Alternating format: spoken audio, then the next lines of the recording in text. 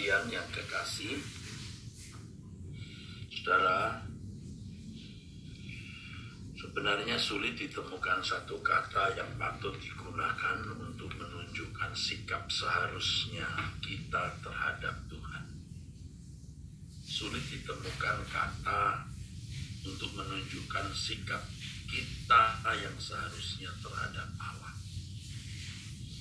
Biasanya kata yang digunakan itu kata ekstrim. Kita harus ekstrim, harus fanatik, harus memiliki intimasi, keintiman, nekat, sepenuh hati, segenap hati, dan lain sebagainya. Kata-kata itu sebenarnya tidak akan mewakili, tidak cukup mewakili bagaimana sikap kita seharusnya terhadap Allah. Saudara, suatu hari ketika kita menghadap Allah, kita baru bisa mengerti sepenuhnya bahwa Dia yang mempunyai segala kuasa, kemuliaan, dan kerajaan. Bahwa hanya Dia yang layak dimuliakan, ditinggikan, diagungkan. Bahwa Dia yang menciptakan segala sesuatu berhak memiliki segala sesuatu, dan semua yang diciptakan hanya bagi Dia. Dia di sini adalah Allah Israel, Elohim Yahweh, Allah Abraham, Ishak, dan Yakub, Allah dan Bapa Tuhan kita Yesus Kristus, Allah dan Bapa kita semua. Saudaraku, dan berbahagialah orang-orang yang pada waktu menghadap Allah Bapa telah selesai dengan dirinya sendiri. Artinya orang yang telah mempersembahkan hidupnya tanpa batas kepada Allah. Nah, kata tanpa batas ini juga mewakili kata ekstrim, mewakili kata fanatik, radikal, nekat, dan lain sebagainya. Baru orang akan menyadari betapa layak dan pantasnya segala sesuatu bagi Dia. Karena memang dari Dia, oleh Dia, dan bagi Dia mestinya. Saudara, kita sudah terlanjur memiliki irama hidup yang salah. Kita sudah terlanjur memiliki gaya dan cara hidup yang egosentris, akusentris, antroposentris, manusia sebagai pusat, bukan teosentris. Tetapi kita masih memiliki kesempatan untuk bertobat, saudara. Kita masih memiliki kesempatan untuk mengubah diri, saudara. Oleh sebab itu, saudaraku, ayo kita belajar, saudara, untuk bersikap sepantasnya kepada Allah. Sikap yang sepantasnya kepada Tuhan, saudara. Kalau kita membaca Alkitab, kita menemukan orang-orang yang benar-benar ekstrim, fanatik, nekat, atau apapun ya, namanya.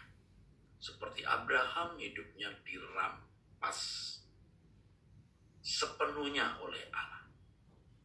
Bahkan tersirat bagaimana Abraham tidak berhak memiliki apa yang tersayang dalam hidupnya kecuali Allah sendiri.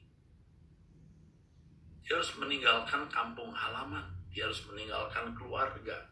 Dan tentu kita tahu apa artinya kebersamaan dengan sanak famili, itu kebahagiaan. Tetapi Tuhan ambil kebahagiaan itu. Dia harus keluar dari negerinya. Dan dia tidak boleh kembali, saudara. Dia harus melewati tahun-tahun panjang dalam kesepian tanpa anak yang akan mewarisi kekayaannya. Sampai sempat ia menjadi tawar hati dan mau menyerahkan warisan kepada salah satu hambanya, Eliasar. Saudara, bahkan ketika dia sudah memiliki anak, Allah pun mau renggut. Tetapi Abraham bersedia, saudara.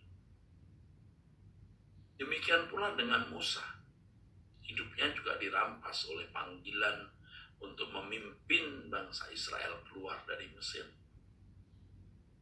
Dan yang paling kita kagumi adalah Tuhan kita Yesus Kristus, yang prinsipnya adalah makananku melakukan kehendak Bapa, makananku melakukan kehendak Bapa, rezekiku, solid food, makanan utamaku melakukan kehendak Bapa dan menyelesaikan pekerjaannya. Yohanes 4 ayat 30. Dan kemudian Rasul Paulus dan murid-murid yang lain juga menunjukkan kehidupan seperti itu. Saudara, saya singgung kemarin pada waktu saya berkhotbah di ibadah raya 2 jam 5. Kata percaya yang ditulis Alkitab untuk orang pada zaman itu, saudara, include dengan perbuatan. Jadi kalau orang berani percaya kepada Tuhan Yesus, itu nyawanya dipertaruhkan, keluarganya, hartanya, seluruh hidupnya. Itu tidak sama dengan percaya yang dimiliki orang di abad-abad berikut ketika sudah tidak ada penganiayaan. Sangat jauh berbeda dengan percaya orang pada zaman ini. Para teolog merumuskan kata percaya di atas kertas dan dipahami secara nalar, dan itu menjerumuskan banyak orang Kristen hanya dalam fantasi berteologi, fantasi berdoktrin, dan berdebat dalam ajaran. Padahal percaya itu tindakan, saudara. Seperti Abraham, tindakan Abraham yang membuat dia disebut bapak orang percaya. Jadi kalau dikatakan dibenarkan oleh iman, itu dibenarkan oleh tindakan berdasarkan apa yang Allah kehendaki.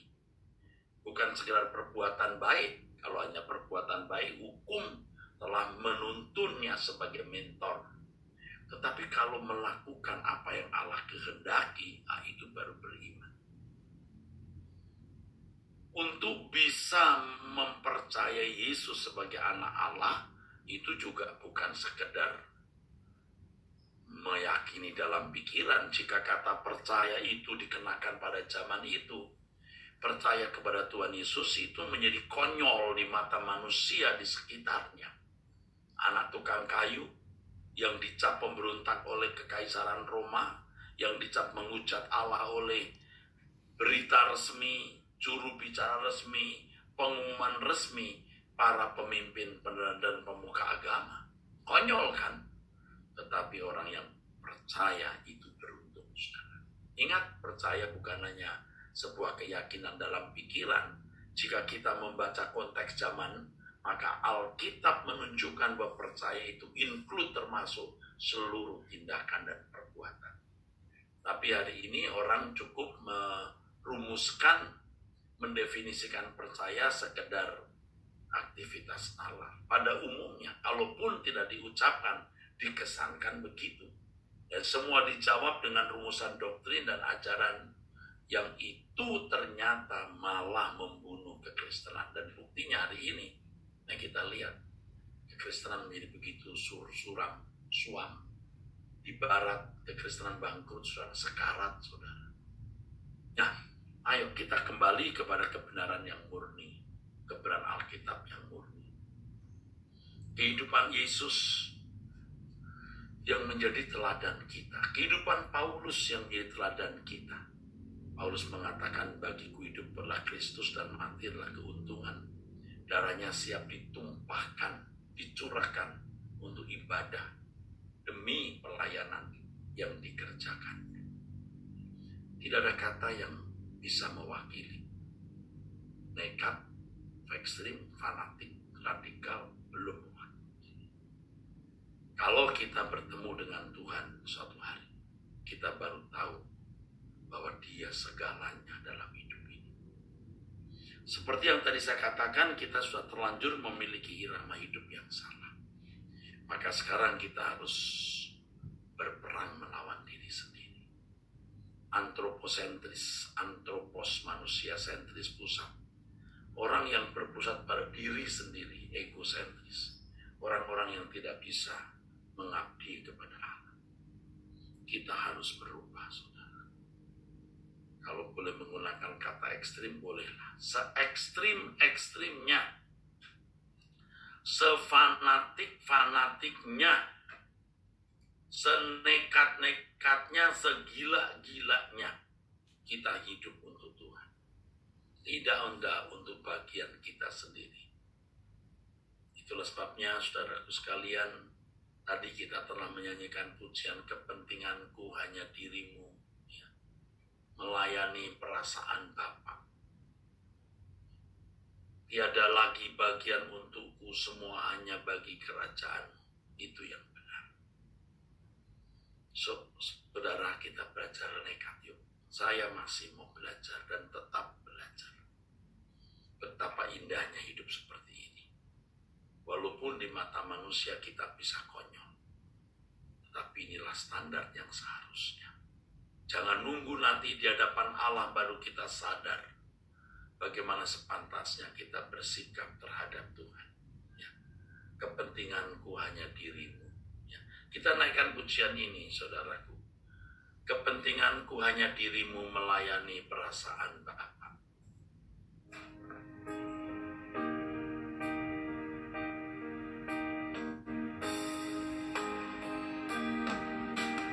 Kepentinganku hanya dirimu, melayani perasaan Bapa. Di matamu ku istimewa, hidup bagimu sepenuhnya. Nyawaku, roh dan jiwaku, ku serahkan semua bagimu. Tiada lagi bagian untukku, semua hanya bagi kerajaan-Mu. Jadikan aku alat kemuliaan-Mu, sejak ku di bumi sampai di surga. Setiap saat Kau memandang diriku, dalam segala hal menyenangkan-Mu. Jadikan aku alat kemuliaan-Mu, sejak ku di bumi sampai di surga. Setiap saat Kau memandang diriku, dalam segala hal menyenangkan-Mu, dalam segala hal menyenangkan-Mu.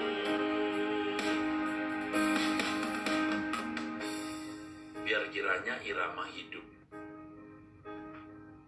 yaitu hidup bagi Tuhan, hidup hanya untuk Tuhan, hidup hanya untuk kesukaan, kemuliaan Tuhan.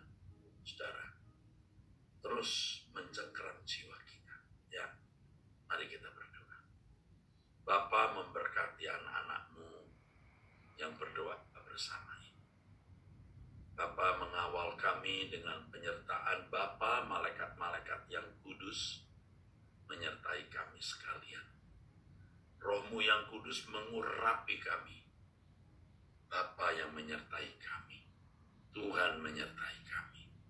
Terima kasih yang mulia, dalam nama Tuhan Yesus Kristus kami bersyukur, kami berdoa. Amin. Saudara, jam 2 ada wanita surgawi, bisa diikuti. Selamat beraktivitas, Tuhan memberkati saudara.